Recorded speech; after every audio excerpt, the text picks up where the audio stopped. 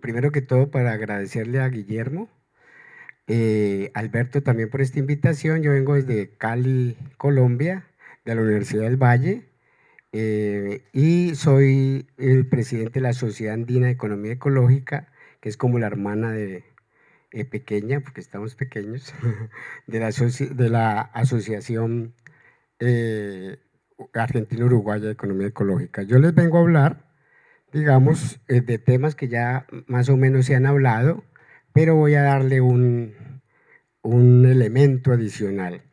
Como ustedes ven acá, entonces indicadores para la sustentabilidad, que son los indicadores biofísicos y son los indicadores tradicionales que ha usado la economía ecológica. Y yo voy a incorporar, digamos, indicadores para la justicia ambiental, que es el otro elemento importante, porque no solamente es el tema de la sustentabilidad, sino también de la equidad distributiva en términos de las personas. Vean que ahí hay un elemento importante, aunque ya lo vamos a ver con más detalle. Digamos, cuando hablamos de sustentabilidad, estamos hablando de la capacidad de soporte en últimas de la biosfera frente a las actividades económicas.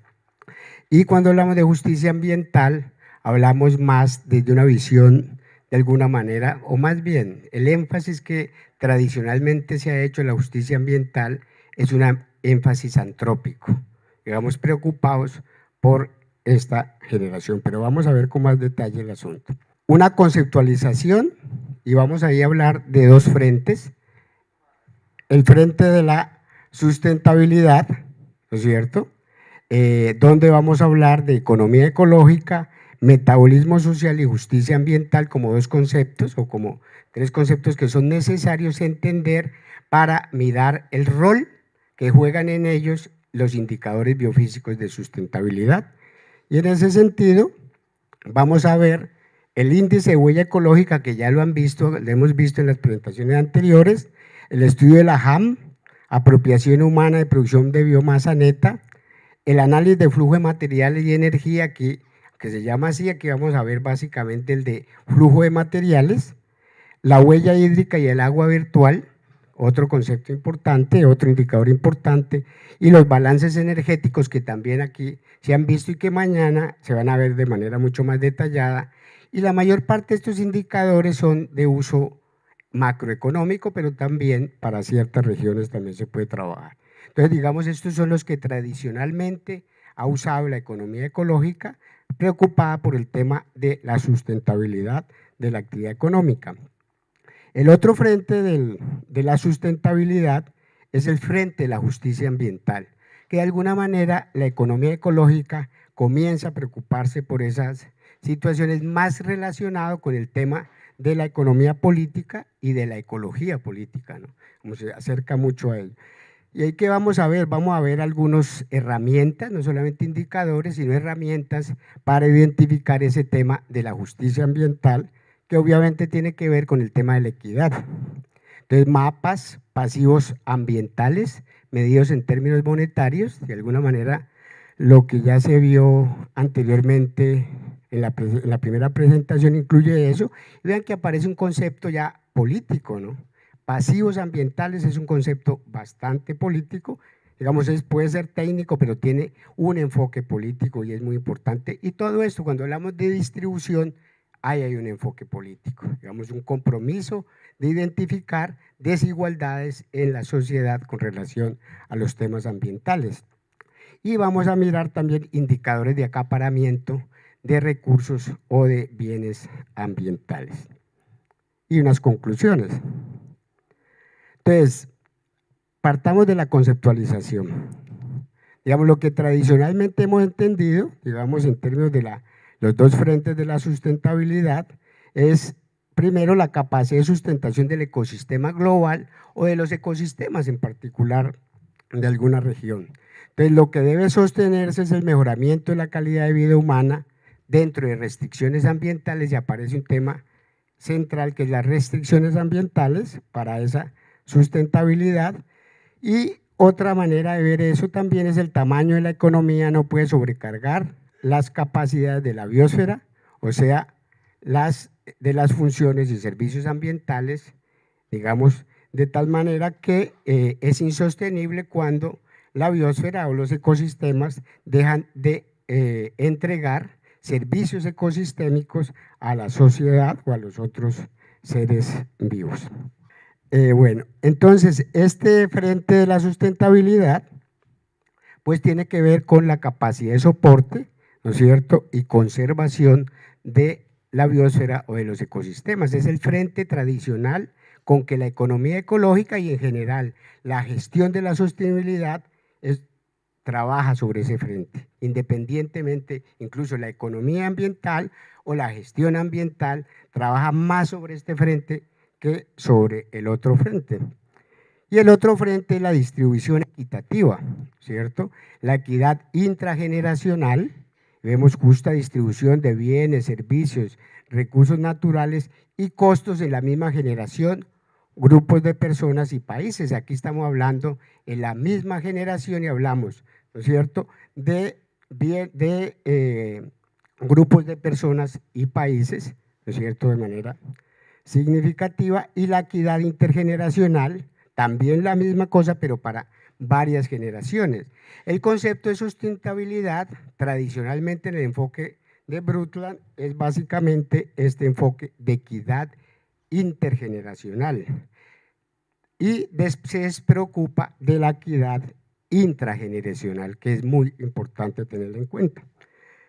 Este es el enfoque de la justicia ambiental que vamos a tratar de detallar a continuación.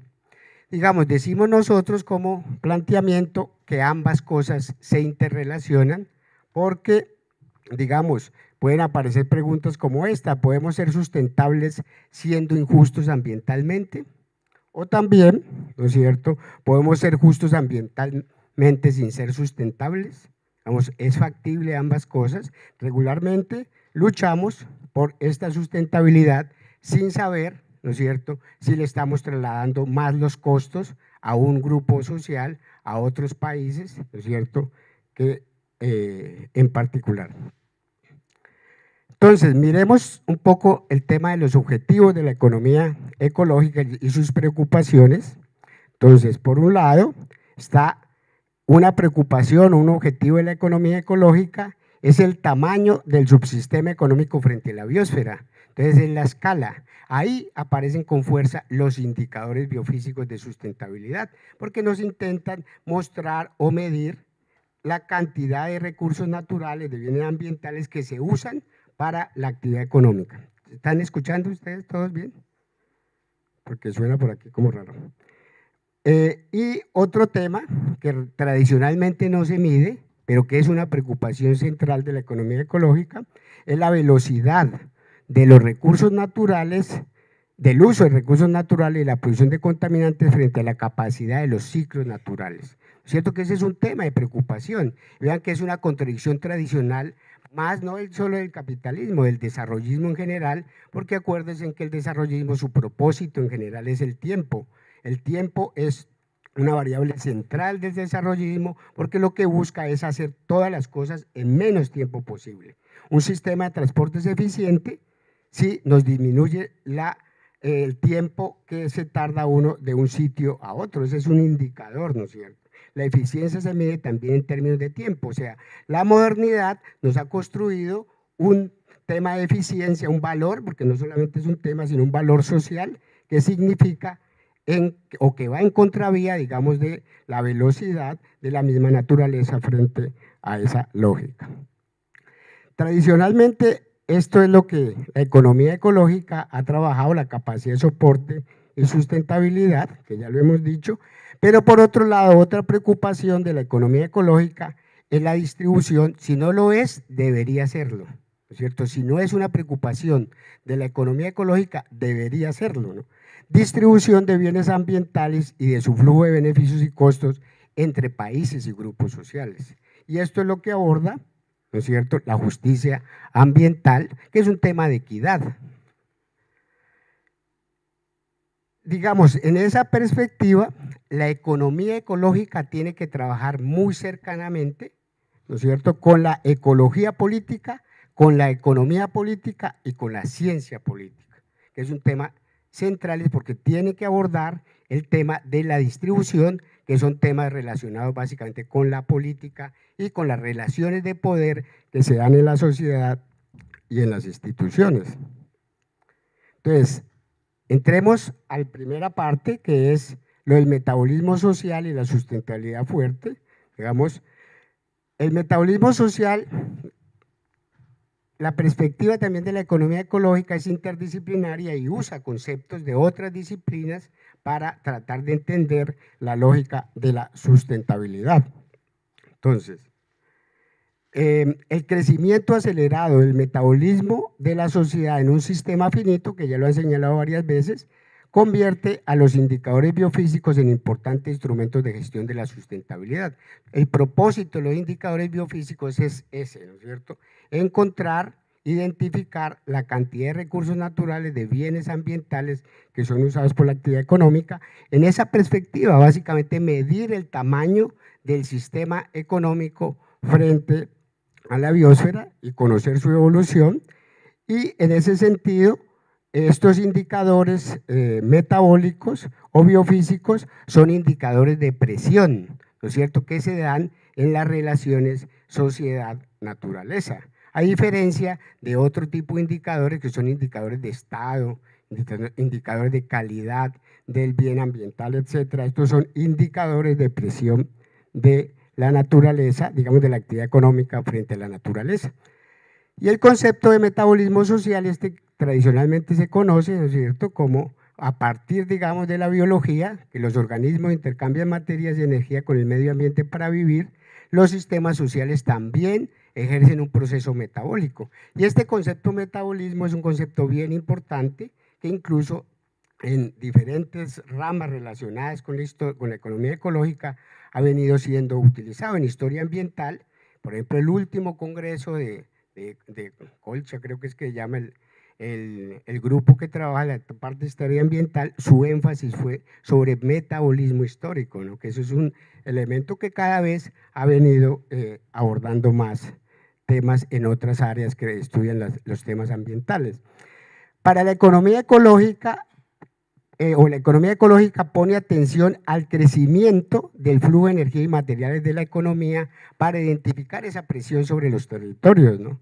Y en ese sentido, para la economía ecológica, el crecimiento, el metabolismo social es el principal generador de los problemas ambientales, pero no solamente los problemas ambientales, de los conflictos ambientales. Entonces, ese va a ser un elemento importante para la economía ecológica, pero cuando hablamos de conflictos ambientales ya nos acercamos a la ecología política como tal, porque de alguna manera se amplían las fronteras de extracción y ahí se generan los conflictos y los impactos, ¿no es cierto? Y en ese contexto se construyen los indicadores biofísicos para medir este tamaño del subsistema económico. Entonces, ahí tenemos ese marco conceptual, digamos, para los indicadores biofísicos y para la justicia ambiental. Entonces, ¿cuáles son los orígenes de la justicia ambiental? La justicia ambiental tiene orígenes principalmente en Estados Unidos, ¿no es cierto? Básicamente asociada a la discriminación de la ubicación de vertederos de residuos tóxicos y empresas contaminantes, ¿no es cierto?, a la aplicación desigual de la ley ambiental y a la exclusión de la gente afro en la toma de decisiones, ¿no es cierto? En ese sentido hay unos hitos históricos de la justicia ambiental. En 1983, afroamericanos pobres del área rural de Warren County, en Estados Unidos, se oponen a la construcción de un relleno cercano a sus casas y aparecen Robert Bullard y Cholbert, digamos, trabajando estos temas, y Robert Bullard, un sociólogo norteamericano afrodescendiente también, que comienzan a abordar estos temas y después posteriormente aparece un informe de Estados Unidos que recoge estos aspectos. En ese sentido, el concepto de justicia ambiental surge primero como racismo ambiental. Se llama racismo ambiental porque básicamente su preocupación eran las comunidades afrodescendientes y básicamente hace impactos ambientales. Posteriormente se amplía ese concepto hacia la distribución inequitativa, no solamente, digamos, también tanto de cargas ambientales como la apropiación de bienes y servicios ambientales, se traslada desde las comunidades afros a comunidades étnicas y en general a los pobres, y después comienza a trabajarse en otras dimensiones de la justicia ambiental, porque aparecen otras dimensiones importantes que hay que conocer.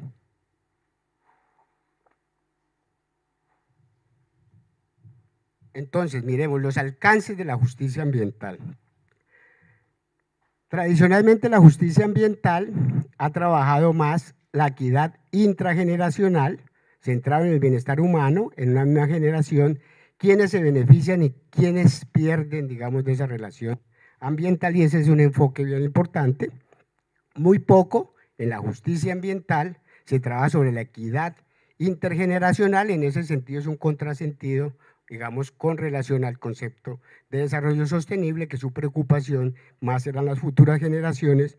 Y un elemento importante es que muy poco se trabaja con la equidad interespecies, ¿no es cierto?, que también es un tema de justicia, porque nosotros no somos los únicos seres vivos que estamos en el mundo, hay otros seres vivos también, y todos los movimientos, por ejemplo, antitaurinos, sobre todo en el norte, en España y en el norte de América del Sur y en México incluso, digamos, los movimientos contra las peleas de gallos, contra el uso de animales, etcétera, la explotación de animales, se enmarcan en este concepto, ¿no es cierto?, de equidad interespecie, y ahí aparece un elemento importante como no solamente el tema de la valoración, sino el tema de la equidad y el derecho de las otras especies a existir y a no ser maltratadas. Entonces, digamos, ahí hay un espacio para trabajar también.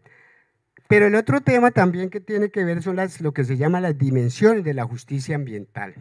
En forma tradicional, ¿qué hemos trabajado o qué se ha trabajado en justicia ambiental? Y en general, digamos, desde el enfoque marxista, el objetivo central del enfoque marxista tiene que ver más con la distribución, ¿no es cierto? Y la distribución de bienes y servicios ambientales, beneficios e ingresos económicos e impactos ambientales, digamos, el tema de quién tiene derecho, digamos, al acceso a los recursos naturales, ¿no es cierto?, y a quienes se traslada la contaminación o los impactos ambientales. Entonces, este tema de distribución, que es muy importante, digamos, es heredero de alguna manera del enfoque marxista, porque a Marx, digamos, y a la escuela marxista le preocupa el tema de la distribución de los bienes y servicios en general. Pero es un enfoque parcial, porque, digamos, otro elemento importante es la participación. La participación en la toma de decisiones de a quién le asignan los recursos naturales o a quién se le traslada la contaminación. Digamos, los procesos de toma de decisiones y procedimientos legales, equitativos y justos, dónde se toman las decisiones, quién participa en la toma de decisiones, por ejemplo, en el tema del agua, que es un tema central, ¿no es cierto? Si las comunidades pobres, las comunidades rurales, los agricultores pequeños participan en el proceso de la formación de la política hídrica.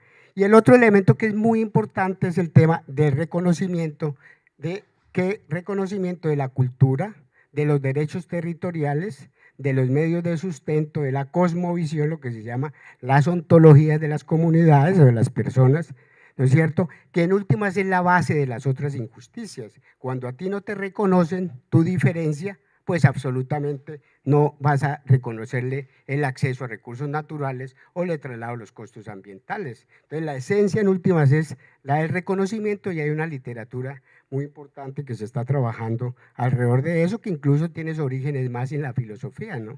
La filosofía, que es un tema que hay veces nosotros en ciencias naturales, en los que trabajamos en ciencias ambientales, desconocemos el tema de la filosofía.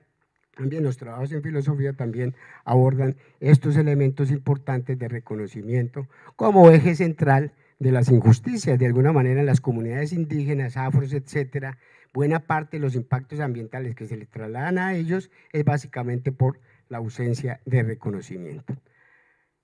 Digamos, y ahí el tema de la justicia, nos preguntamos dónde medir, porque aquí estamos tratando de identificar indicadores, y cuando hablamos de indicadores, el tema central es medir, ¿no es cierto?, que es un tema importante, y dónde medir en países. Entonces hay injusticias en los tres elementos de aquí, hay injusticias a nivel de los países. El comercio internacional, por ejemplo, es un mecanismo mediante el cual se trasladan costos de unos países a otros, ¿no?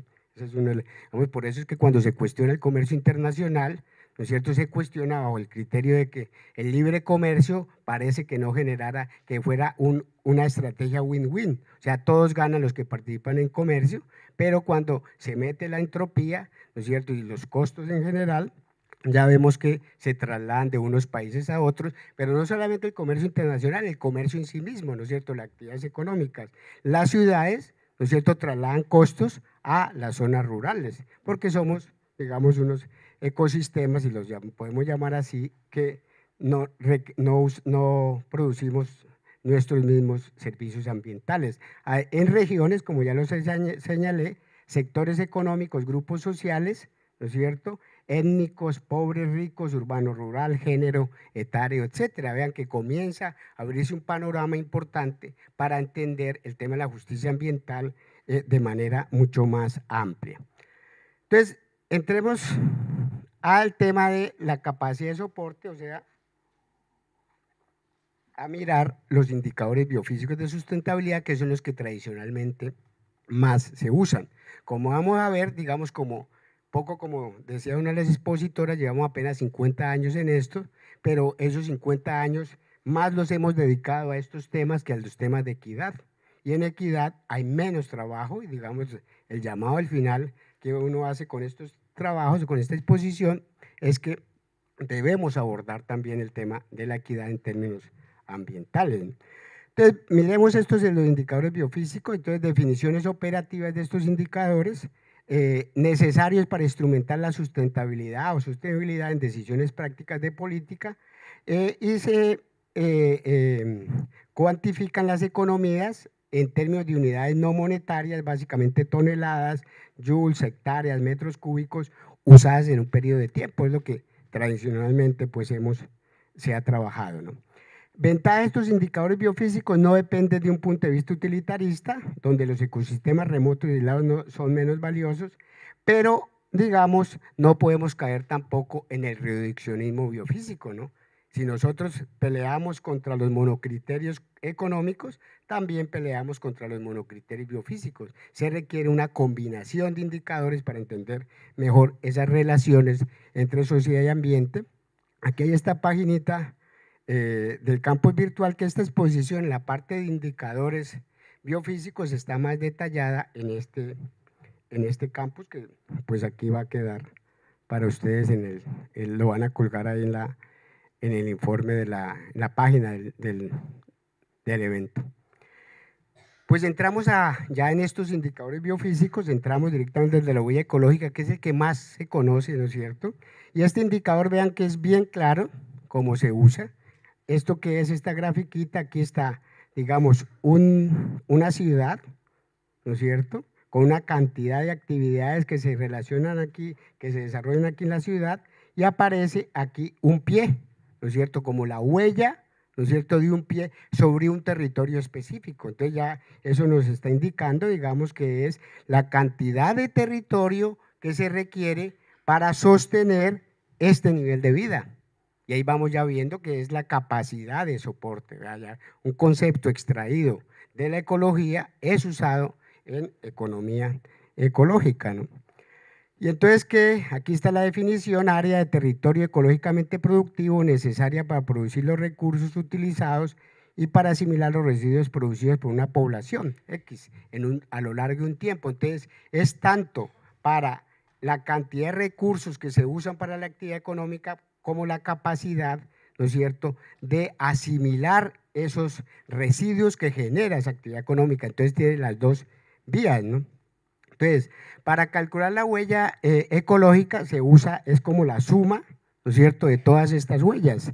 La superficie de cultivos que se usan para abastecer, digamos, a esa comunidad, la superficie de mar productivo, la superficie para generar energía, la superficie de terreno urbanizado y la superficie de absorción de CO2. Incluso uno puede trasladar, como vamos a ver la experiencia, digamos, que se hizo en la Universidad del Valle, puede trasladar todos estos usos a CO2, ¿no es cierto? Los convierte, entonces uno puede hacer una mezcla de huella ecológica con huella de carbono, ¿no? Porque todo esto es factible trasladarlo a producción de CO2.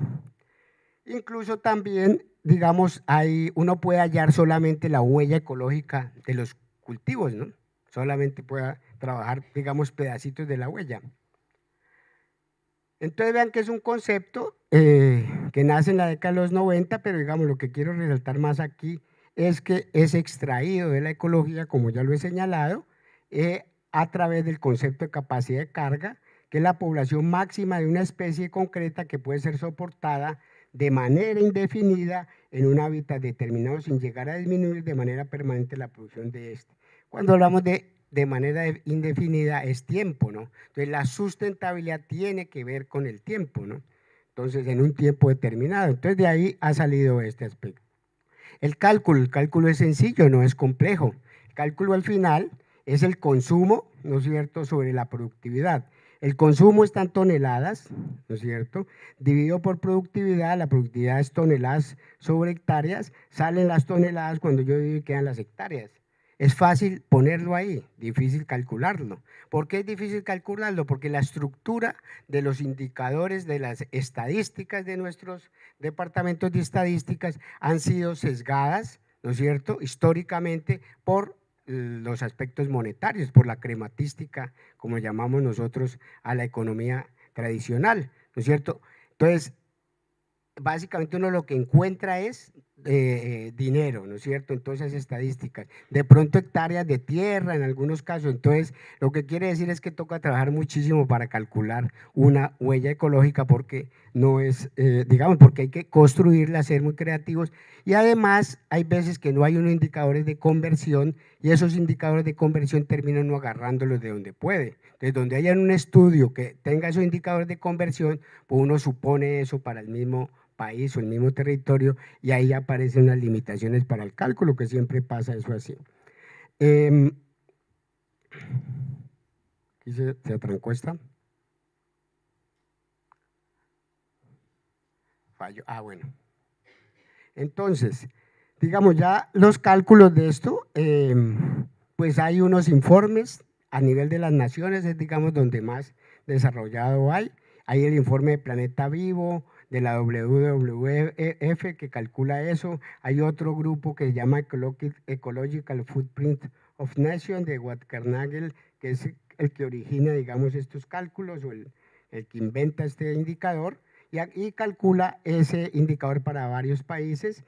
A nivel de regiones y ciudades se ha hecho bastante. Nosotros en Colombia han hecho, yo aquí no conozco, pero en Colombia para Bogotá se hizo la huella hídrica de los alimentos y para Manizales, que es una ciudad en la zona cafetera, se hizo completa, es la única ciudad que tiene ese indicador de huella hídrica desarrollado bien. Y a nivel de empresas, centros educativos, familia e industria, pues diferentes. Y para las universidades, que también hay veces es necesario, porque aquí en las universidades, en casa de herrero, cuchillo de palo, ¿no es cierto? Entonces, aquí hablamos de sostenibilidad, pero somos más insostenibles en nuestras actividades, ni medimos, ni sabemos si andamos en alguna vía de la sostenibilidad. En la Universidad del Valle hicimos un estudio, una tesis de pregrado, que duró como 2 años esa tesis, 2 años mostrando que incluso en las universidades que hablamos de esto, conseguir los indicadores no era fácil, incluso las facturas de energía, las facturas del agua, etcétera, eso había que hacer carta del rector para que la dieran, pues entonces era, digamos, lo que nos muestra es las dificultades que hay en estructurar estos indicadores como tal. E incluso después, cuando terminamos la huella ecológica, pues ojalá la hubieran tomado ese estudio para hacer gestión ambiental, no se tomó para eso, entonces ya se perdió también un rol importante de esto. Digamos, esta es la huella ecológica de muchos países de 2008, pero aquí ya aparecen cosas importantes que ya se han mostrado. Este es el promedio disponible, digamos que se dice que más o menos cerca de 3 hectáreas por persona tenemos disponible para, y la realidad que nos muestra que el promedio utilizado es casi 3 hectáreas, digamos, por persona. Lo que nos está mostrando es un sobrepasamiento ambiental, estamos sobrepasando la capacidad de soporte.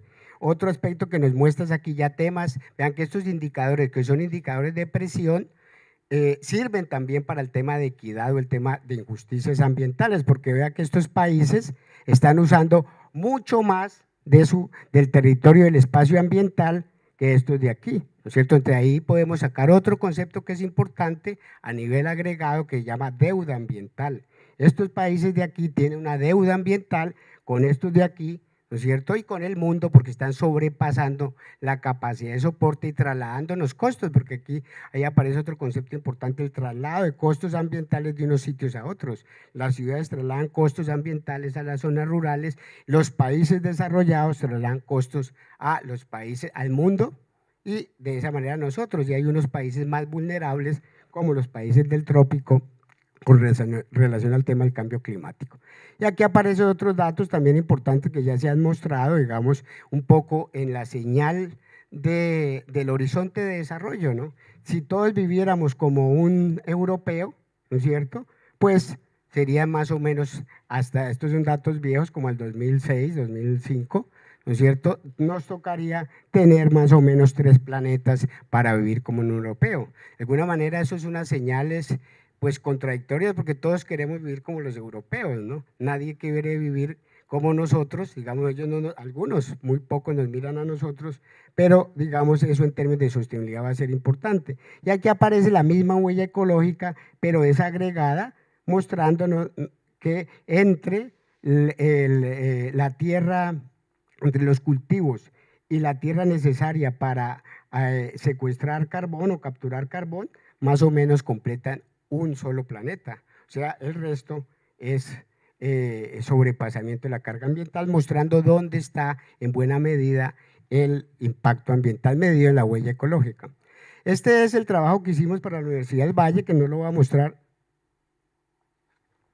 con mucho detalle, pero digamos aquí hay unas cosas importantes, digamos ver también la universidad, este es para el campus universitario, porque ya hay un campus, digamos donde está la principal sede, más o menos 15.000 personas que estamos allí, y no es cierto, y es un sistema abierto a la entrada de energía, material, a la salida de CO2, etcétera, y lo que intentamos calcular es esa capacidad de soporte, y estos fueron los datos que encontramos, digamos, energía eléctrica generaba esta cantidad de hectáreas, ¿no es cierto?, que se requerían para ello.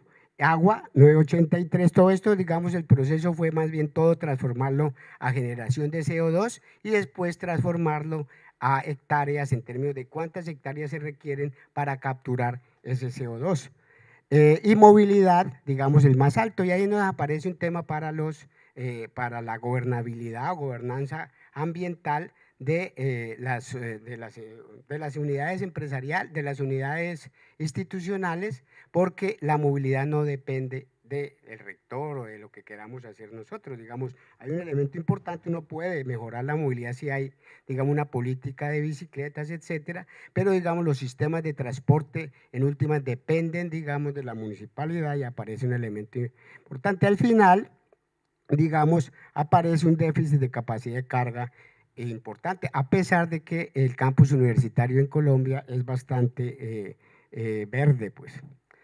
Pero digamos, este es un 77 veces el campus para ser sostenible, lo cual nos muestra, digamos, los problemas. La otra es la JAM, que es apropiación humana de energía primaria neta. Esto es Bituse, que creo que es un ecólogo que ha trabajado en estos temas. ¿Y qué es la apropiación humana de energía primaria neta? Es la apropiación por los seres humanos del producto neto primario de la fotosíntesis, expresada en términos porcentuales, ¿no? Entonces, básicamente es este concepto, digamos, los productores primarios de energía son los organismos que hacen entrar la energía en los ecosistemas, las plantas, las algas y las bacterias, a través principalmente de la fotosíntesis, ¿no?, que permite transformar la energía lumínica en energía química para todos los seres vivos, ¿no? Entonces, el producto de la fotosíntesis es la energía química, el producto primario, ¿no es cierto?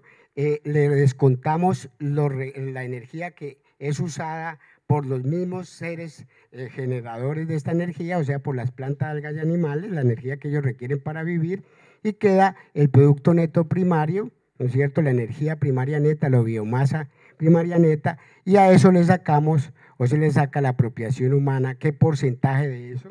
Digamos, BitSutic calcula que el 48% de toda la energía o la biomasa disponible está siendo apropiada por seres humanos. Entonces es un indicador que nos ayuda a mirar. También puede ser un indicador de pérdida de biodiversidad indirecto.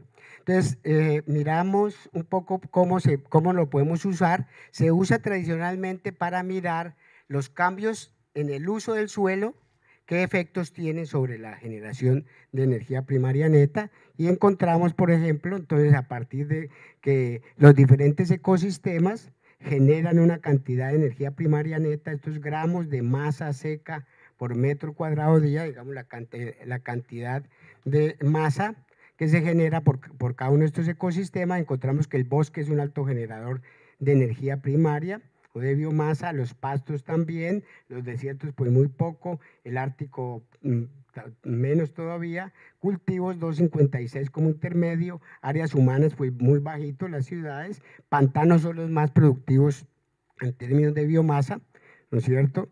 Esto es la total terrestre, lagos y ríos, etcétera, y nos da, este es el promedio.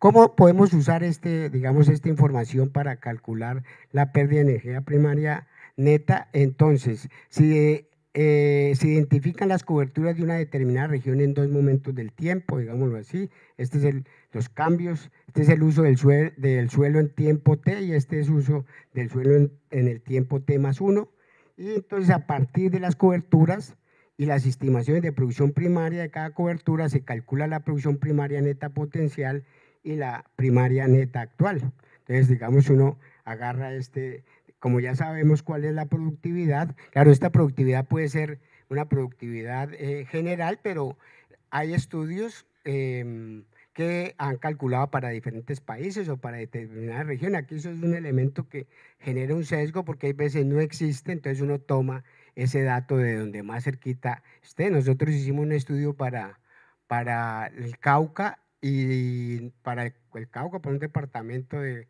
Colombia, y no había esta información, pero en Ecuador sí habían hecho un trabajo en algunas zonas y se tomó ese indicador, ¿no? Esos indicadores. Entonces, digamos, se saca aquí, por ejemplo, este cuadrito para calcular eso. Encontramos que en ese pequeño cuadrito la producción de energía primaria neta, estas las hectáreas o los metros cuadrados de ese tipo de uso del suelo, esta es la productividad de ese uso del suelo, este es el otro uso, para este habían dos usos del suelo y posteriormente cambió a 3 usos y entonces se calcula cada una de las productividades y encuentra uno la diferencia. Al final es que se pierde en energía primaria neta el 6,2%, o sea, ese cambio en el uso del suelo asociado a esta realidad nos mostró que se perdió energía primaria neta y podemos decir allí que ese nuevo uso del suelo es menos sostenible que el anterior uso del suelo, ¿no? Entonces, digamos, ese es un indicador para ello.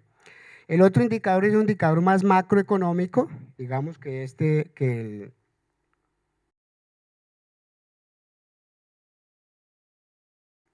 la análisis de flujo de material y de energía, que como lo dije al principio, que íbamos a trabajar básicamente con el de materiales, ¿no? Que es el donde más hemos trabajado. En energía poco se ha trabajado y en América Latina menos, ¿no es cierto? Los pioneros de estos son EIRS, NIS, y en los 60 y 70 que comenzaron a hacer balances de materiales. En ese sentido, este es un tema más traído de la ecología industrial, ¿no? Porque la ecología industrial, uno de los fundadores de la energía, de la ecología industrial es EIRS, ¿no es cierto? Calculan, digamos, los flujos de materia y energía de una unidad industrial y eso después se trasladó a los países, ¿no? Después se reinventó en los 90, trabajando para Japón, Austria y Alemania. Aquí hay unas etapas claves de esa metodología, la base de materiales de las economías industriales, que es muy indicativo el peso de las naciones para mirar el tamaño de de la economía de las naciones en términos de toneladas. Después viene una armonización metodológica. Ya en 2013 hay una nueva armonización. Después se implementan en estadísticas oficiales y básicamente para decir, Ana, esto todo es trabajo, mientras que Eurostat y el Departamento de Estadística de Estados Unidos lo usa. En América Latina todos los trabajos que yo conozco son trabajos más académicos de profesores o centros de investigación, pero no están institucionalizados en nuestros departamentos de estadísticas.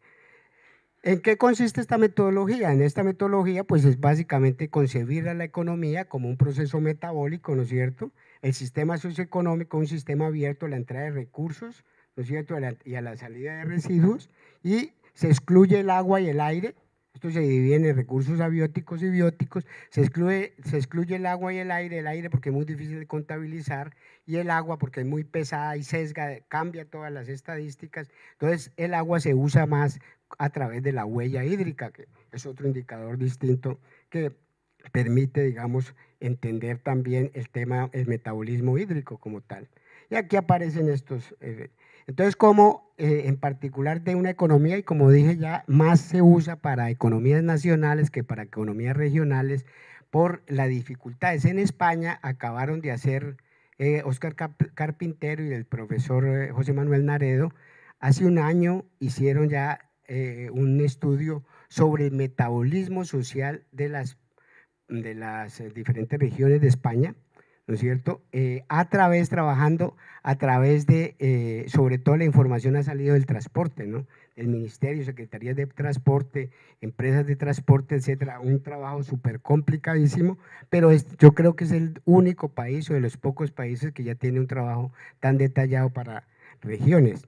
Entonces, entra aquí, digamos, la extracción doméstica, que son los combustibles fósiles, los minerales, ahí se clasifican los minerales de diferente manera, la biomasa, agricultura, bosques, pesca, animales. Extracción doméstica no usada, esa corresponde cuando yo voy a obtener un gramo de oro, por ejemplo, tengo que tumbar media montaña, digamos, para ese gramo de oro. Se requieren como no sé cuántas toneladas de material extraído para obtener un gramo de oro, y eso es lo que se llama extracción doméstica no usada.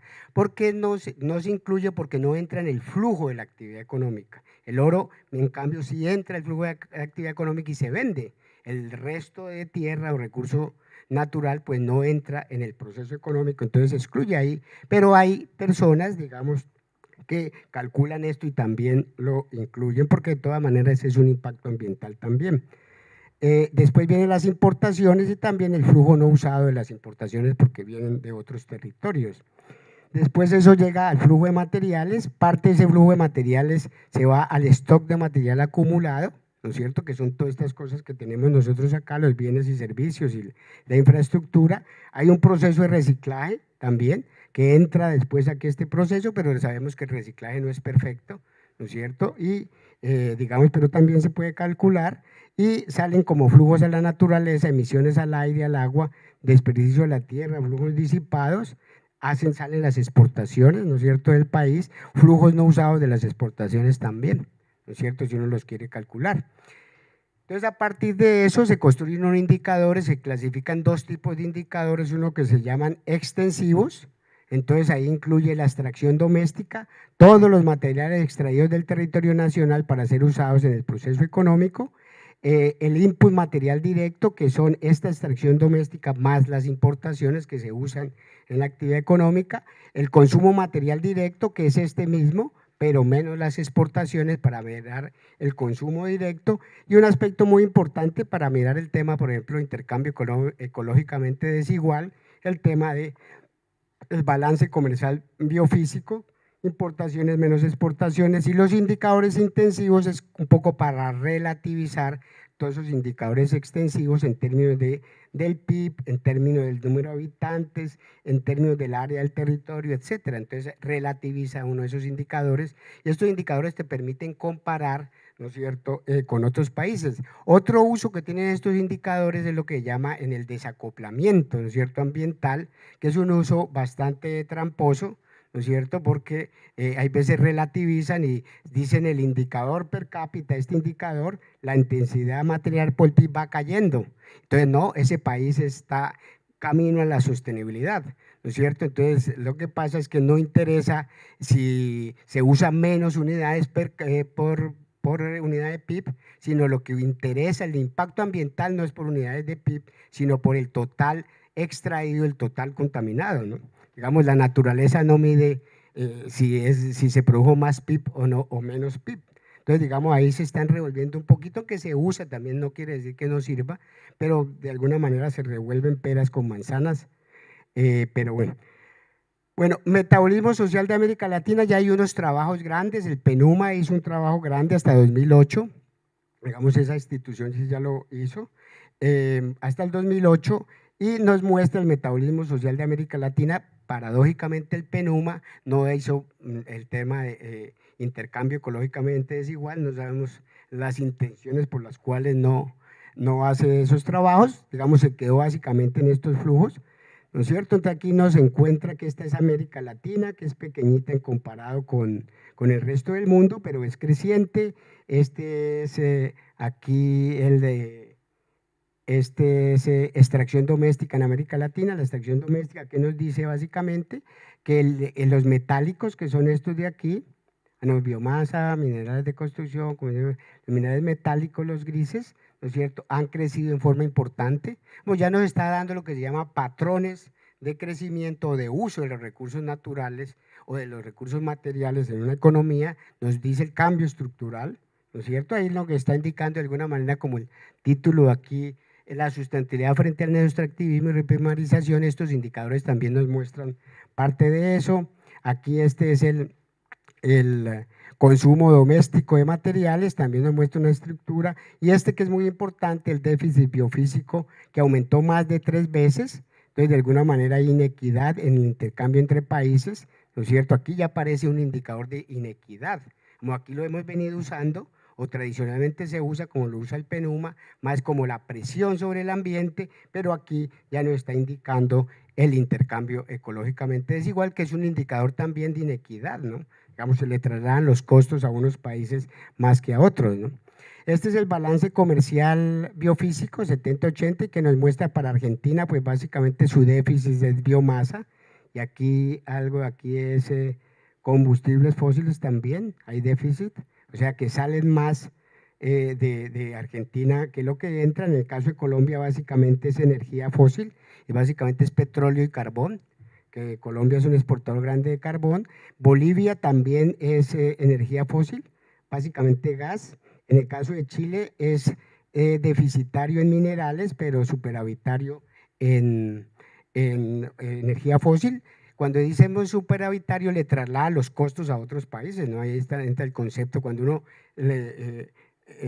importa más de un bien que genera bastante impacto ambiental, pues está trasladando unos costos a otros países.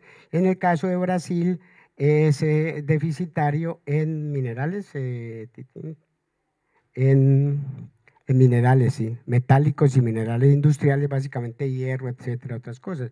Este es el caso de Colombia. En el caso de Colombia, ya un trabajo que hemos venido adelantando nosotros hasta 2014, nos muestra básicamente el balance comercial biofísico, y nos muestra que es bastante deficitario, ha crecido en forma importante, ¿no es cierto?, básicamente energía fósil, pero una paradoja, ¿no es cierto?, para toda América Latina, creo, una paradoja que hay, que ese saldo agregado muestra, por un lado, una deuda ambiental creciente, y la paradoja es que el déficit biofísico no genera superávit monetario. O sea, a pesar de que nosotros extraemos más recursos naturales que los que importamos en términos biofísicos, a pesar de eso, nuestra balanza monetaria también es deficitaria a lo largo del tiempo. No sé, para toda Sudamérica es así, para los países andinos también, ya en términos de Argentina no lo sé, pero para Colombia es claramente que ambos son deficitarios, o sea que, digamos, estamos además de trasladando un costo ambiental o una deuda ambiental, ni siquiera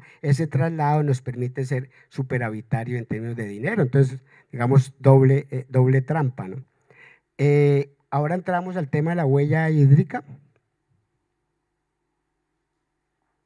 Digamos, un elemento importante allí es que expresa la provisión humana de agua dulce en términos de volumen. Es lo que se apropian los seres humanos para la actividad económica, y en ese sentido decimos que el volumen total de agua consumida, no usada. Aquí el concepto de consumo es fundamental para entender la huella hídrica. No es agua usada, sino agua consumida.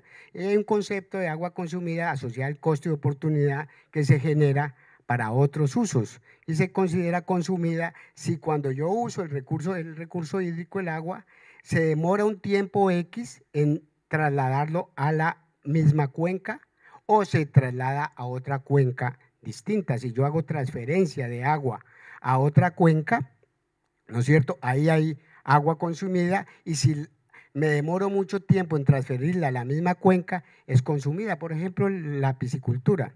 La piscicultura, si yo capturo agua y la pongo en un estanque y esa agua va, se demora mucho tiempo ahí porque se retiene, más de un mes, por ejemplo, hay unos límites, entonces se considera agua consumida.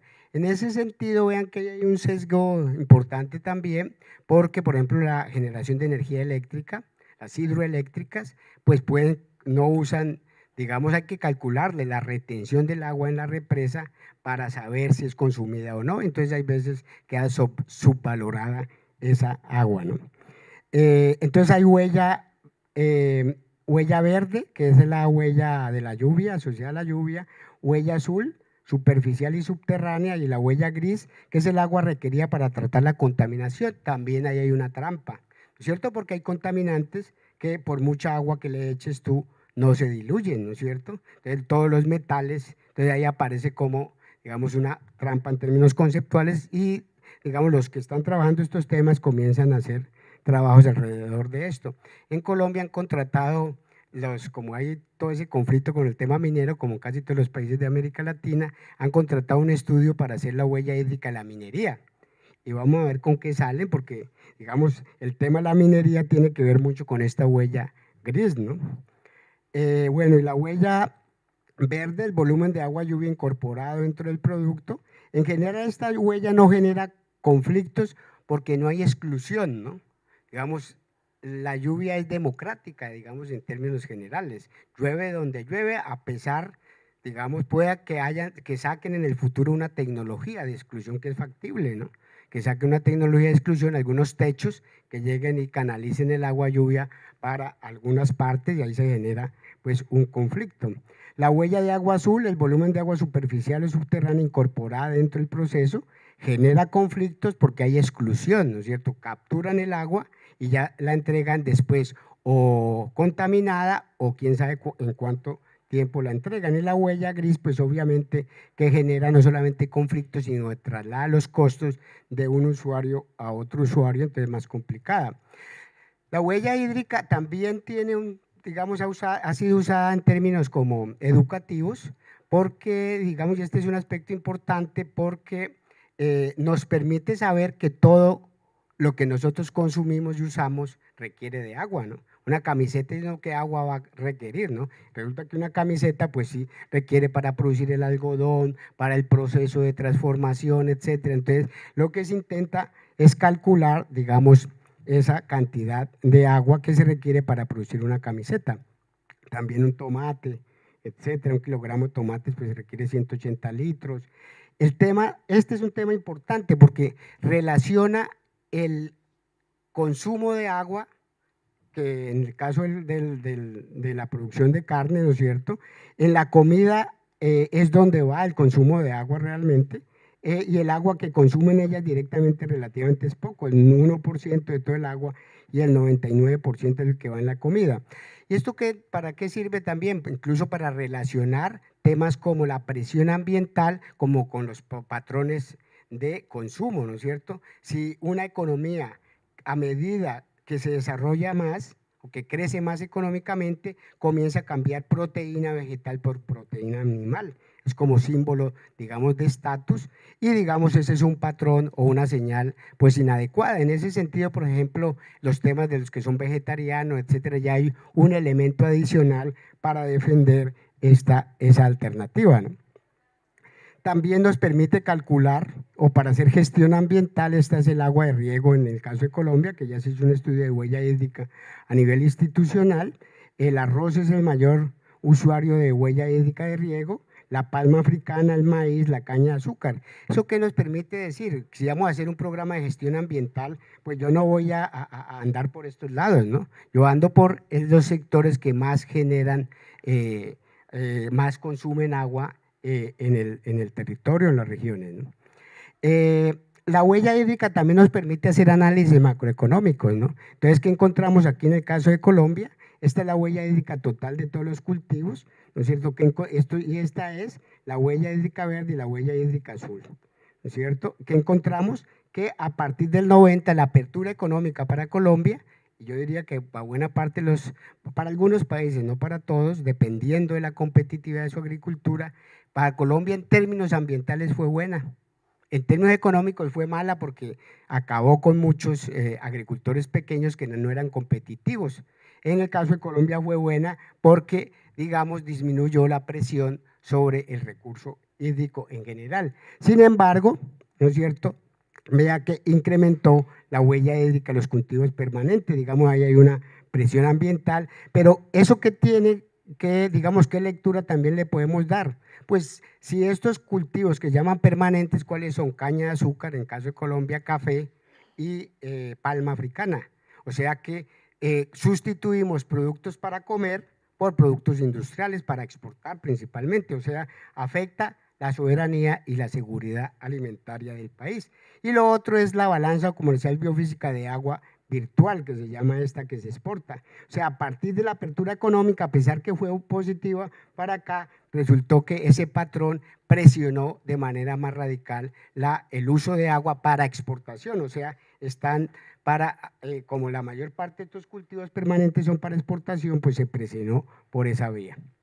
Entonces, presión creciente del sector externo sobre la disponibilidad de agua. También la huella hídrica nos permite saber de deuda hídrica, digamos una deuda hídrica. ¿Qué encontramos? En caso de Colombia, esta es el agua contenida en las exportaciones de Colombia y esta es el agua contenida en las importaciones, y este azul es el déficit, este menos este, entonces que sumamos todo esto nos da una deuda hídrica o deuda ecológica de 388 gigametros cúbicos de agua, cada gigametro es 1.000 millones de metros que han salido de Colombia asociados a ese patrón exportador de esos recursos agrícolas que son intensivos en agua, digamos. También la huella hídrica nos sirve para hacer, digamos, análisis en ciertas regiones, en cuencas hidrográficas, ¿no? Entonces, esta es una cuenca del río Bolo, allá en el Valle del Cauca, donde yo vivo. Digamos, es una zona súper productora de monocultivo de caña de azúcar, y en esa cuenca pues se vino sustituyendo otros cultivos que usan menos agua como soya, sorgo, etcétera. Comenzaron a importarlos de Argentina, de Paraguay, de Bolivia y de Estados Unidos y de Canadá, antes se producían en Colombia, y como esos cultivos usaban menos agua por tonelada, por hectárea cultivada, y lo reemplazaron por caña de azúcar que usa más intensivamente agua. Vamos, en una hectárea de caña de azúcar se usan 10.500 metros cúbicos por hectárea, en un cultivo de soya, etcétera, se usan 3.000, 3.500, maíz 4.000, etcétera. O sea, si hay un cambio de cultivos, pues obviamente se genera una mayor presión, y eso pasó en esta cuenca hidrográfica. Entonces aquí vemos la demanda agrícola de agua, el uso de agua agrícola, esta es el promedio de agua, digamos el caudal medio, y esta es la huella, el caudal ambiental, que dicen que se debe mantener en 25%. La diferencia, digamos, de esta presión ambiental está asociada a trasladar agua de otras cuencas hidrográficas o a captar agua subterránea, ¿no? Y vean aquí la muestra, ¿no? Aquí está el río, aguas arriba, después vienen las captaciones básicamente para cultivo de caña, estas canalizaciones grandes también, y aguas abajo, los cultivos de caña de azúcar también luchan desesperadamente con motobombas para sacar agua. Aquí ponen trinchos también, y vean, este es el río como 1 kilómetro antes de desembocar, o sea, ¿dónde está el caudal ecológico? Y nos preguntamos dónde están las instituciones ambientales también allí que tienen que controlar estos aspectos, ¿no?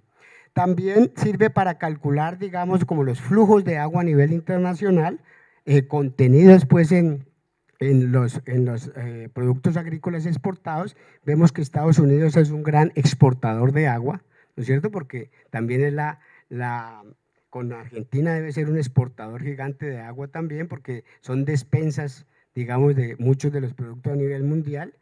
Entonces Estados Unidos exporta agua virtual hacia Japón, hacia México, etcétera, ¿no?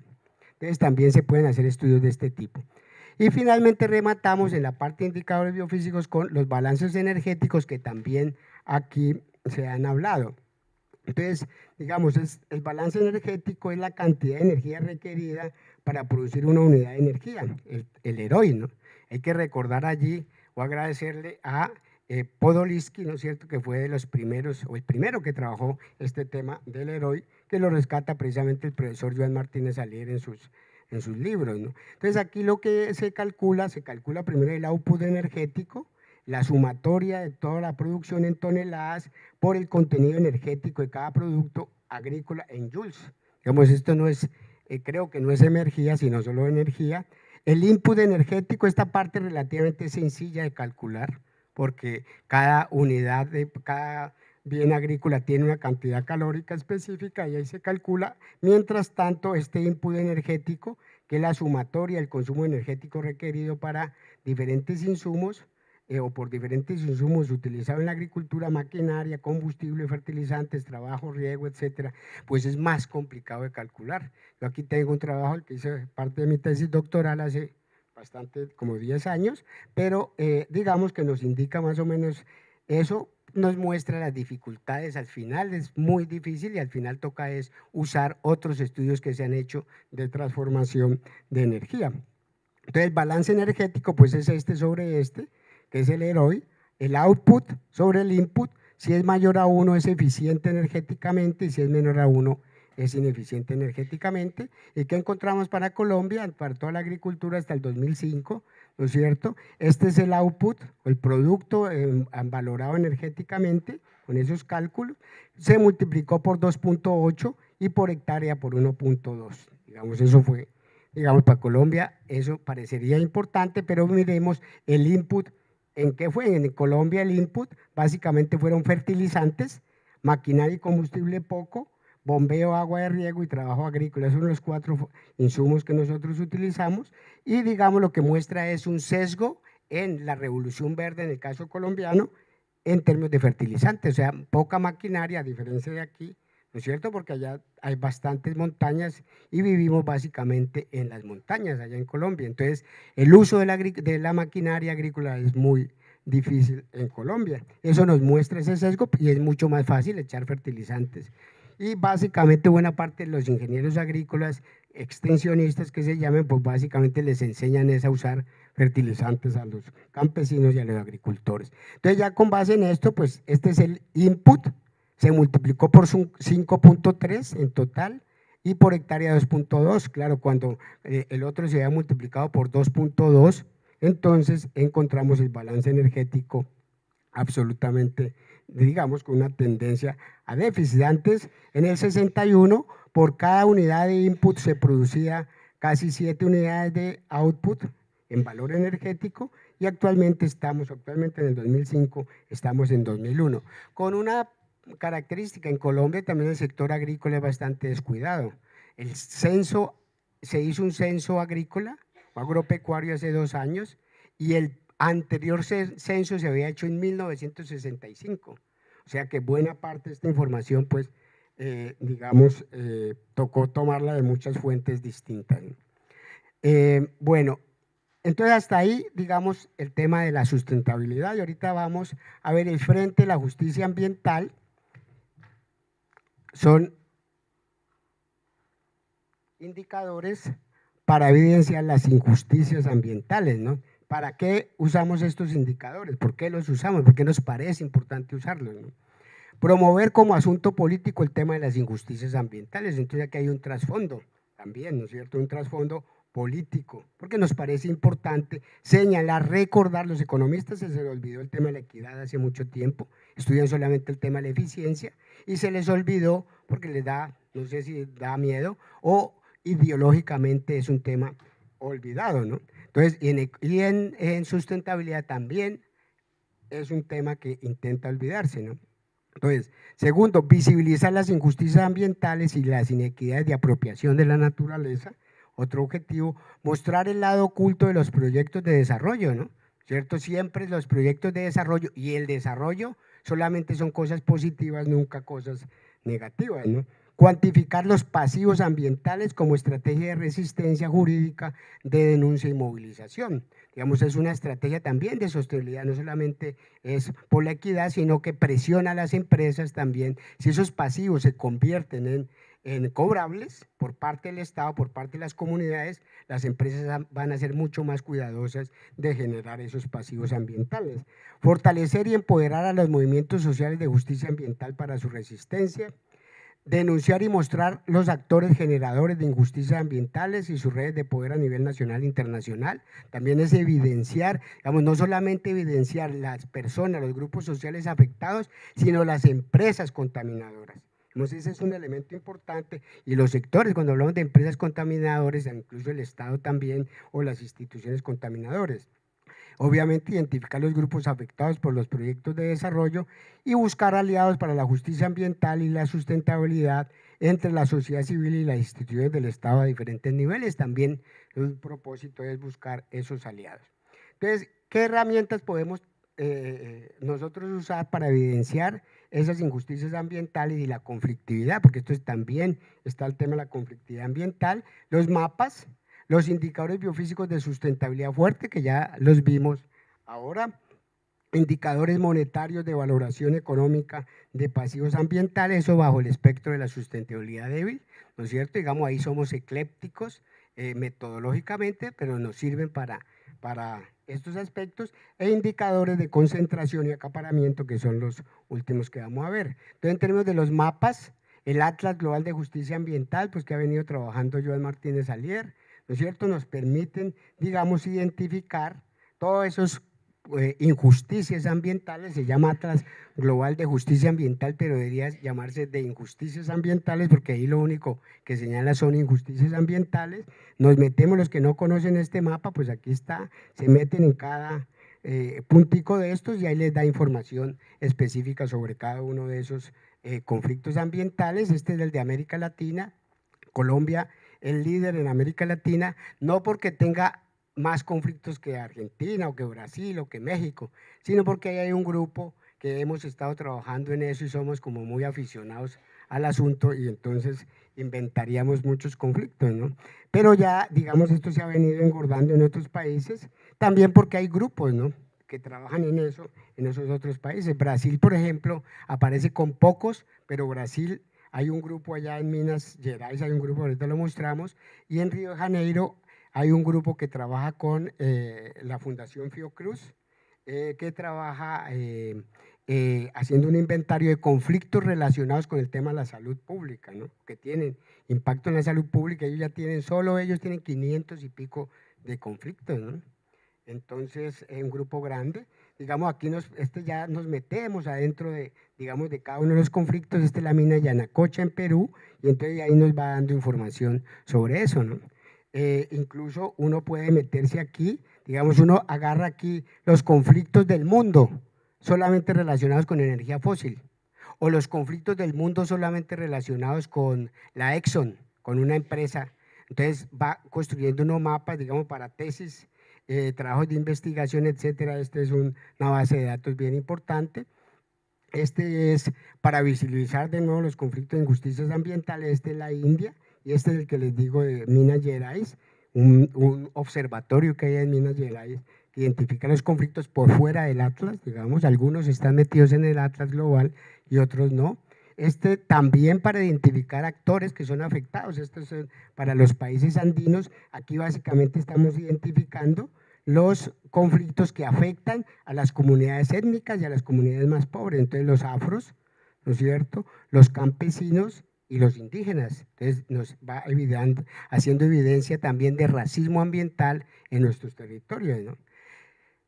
También puede uno construir indicadores monetarios, digamos, que estos indicadores monetarios básicamente usan la herramienta de la economía ambiental para valorar económicamente los pasivos ambientales, y son útiles para procesos jurídicos en la gestión de conflictos y para las compensaciones económicas, ¿no es cierto? Se vuelven una herramienta, una estrategia para ello. Vean que ahorita dentro de todos estos aspectos ha venido apareciendo unas líneas de investigación interesantes, y hay una que llama criminología verde, y básicamente lo que hace la criminología, como en la criminología una víctima y hay un victimario y hay unas armas, etcétera, y al final es investigar a profundidad, porque como es tan difícil encontrar, hay veces las víctimas es fácil encontrarlas, pero el generador del impacto, digamos, hay un marco legal, hay unas dificultades investigativas para saber si ese de verdad es el victimario. Entonces, la criminología verde, que ha venido desarrollándose ese campo, ayuda mucho a estos trabajos. En Colombia hace poquito, como una semana o 15 días, hubo un evento sobre criminología verde, patrocinado paradójicamente por la Fiscalía de la Nación, ¿no? Digamos que es un aspecto positivo que la Fiscalía esté metida en esos aspectos, ¿no? Entonces aquí vemos casos interesantes de juicios internacionales por pasivos ambientales, el caso de la Chevron Texaco, un juez de Sucumbíos en el norte del Ecuador en 2011 emite sentencia que obliga a pagar 9.500 millones de dólares por deterioro de selva amazónica y a sus comunidades a esta empresa, ¿no? Una cosa es que salga el juicio, el veredicto final, y otra cosa es que paguen, ¿no? Porque es allá una gran empresa estatal norteamericana que es muy complicado, pero digamos los que quieran trabajar estos aspectos se meten, este caso está, digamos, la investigación del juez es una investigación súper calidosa para entender el proceso, cómo hizo la valoración económica, etcétera, muy interesante para conocerla. La British Petroleum, en el caso del Golfo de México en 2010, se obligó a depositar una fianza de 20.000 millones de dólares para afrontar parte de las responsabilidades, ahí como si era un gobierno fuerte, pues sí le hizo pagar eso. En el caso de la Dow Chemical, pagaron 5 millones por esterilidad de trabajadores bananeros por nematicidas que contenían DBSP en Nicaragua y Honduras. ¿Por qué? Porque resulta que esos trabajadores fueron esterilizados, fueron afectados, generaba esterilidad, les dieron 5 millones de dólares, que no es nada, dividido como entre 2.000 trabajadores, les dio como 5.000 dólares por trabajador, parecido un poco a la de Bhopal en la India, ¿no es cierto? Que también le resultaron con 2 pesos, pero digamos, esos son procesos que van abriendo el camino hacia la justicia ambiental. Y en el delta del Níger en Nigeria, sentencia a la Shell por contaminación desde 1960 por 105 millones de dólares, y creo que esta sí se pagó a las comunidades, ¿no? Y finalmente rematamos con los indicadores de concentración y acaparamiento de bienes ambientales. Tradicionalmente, ¿qué usamos nosotros? ¿Cuál es el indicador principal de acaparamiento de recursos naturales? La concentración de la tierra es el indicador principal, que no es una trayectoria, digamos, ambiental, ¿no es cierto?, sino más de la economía tradicional, ¿no es cierto? Entonces dice, la concentración de la tierra es el indicador de mayor tradición en ese aspecto, pero la tierra sin agua no tiene sentido, ¿no? La tierra es con agua, ¿no es cierto? Sobre todo para la tierra de uso agrícola, ¿no? Y entonces aquí lo que vamos a mirar es la concentración de las asignaciones de agua, los permisos de agua, cómo están concentrados. Es un indicador, ¿no es cierto?, que nos sirve para saber quién se queda con el recurso hídrico, ¿no? Entonces eso es muy importante. Aquí usamos el índice de Gini, que digamos uno puede usar también en este tipo de indicadores tradicionales como el índice de Gini. Cero, si está cerca a cero, es menor concentración, y si está cerca a 1 es mayor concentración. Entonces miremos aquí algunos resultados. También se puede usar asignaciones de agua por cultivo. Entonces miramos algunos indicadores. Entonces este es la tierra, que es el que tradicionalmente es para Colombia, ¿no es cierto? Entonces el 20% de los propietarios o 21% se queda con el 72% de la tierra, ¿no es cierto? Y cada vez más es más concentrado, ese es un tema central. Veamos entonces el agua, que es poco conocido. Este es el índice de Gini, que pasó en el 84, 85, 88. Yo creo que digamos, en Colombia el tema de la guerra es un tema importante en términos de este indicador, porque la guerra ha servido también, sobre todo los grupos paramilitares, ¿no es cierto?, para apropiarse de más tierra, ¿no? Por eso se dice que, digamos, los grupos paramilitares hicieron una contrarreforma agraria.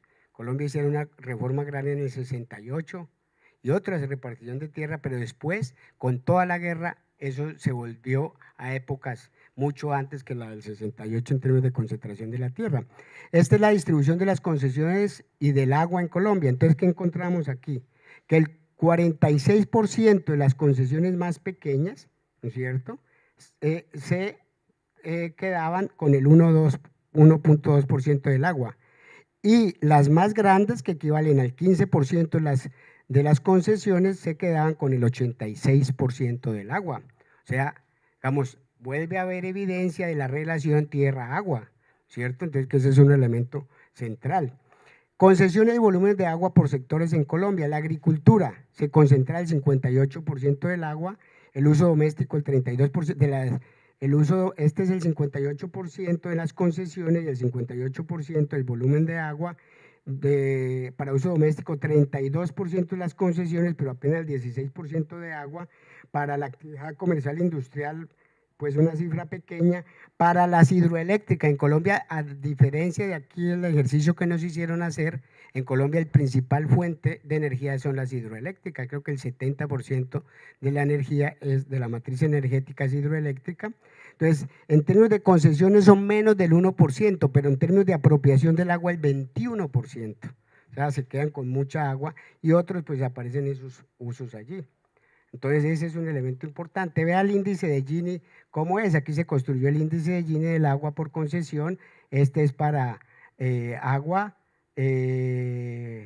digamos, diferentes tipos, agricultura, etcétera, agua en general.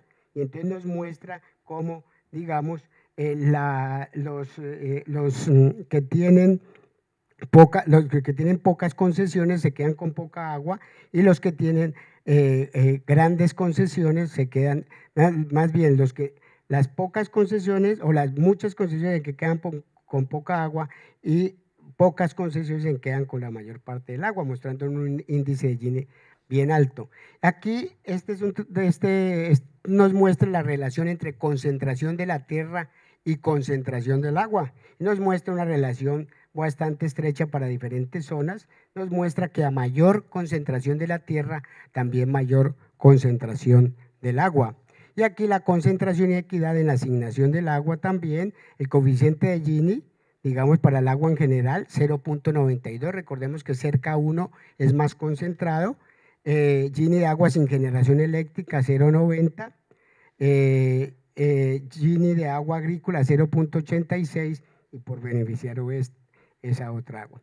Y aquí, para la región donde yo vivo, distribución de asignaciones de agua, entonces por cultivos encontramos que para caña de azúcar, como una zona cañera, el 64% del volumen de agua concesionado es del agua superficial es para caña de azúcar, ¿no es cierto? Y el 88% del agua subterránea también es para caña de azúcar, mostrando la apropiación del agua por parte de un sector específico, ¿no?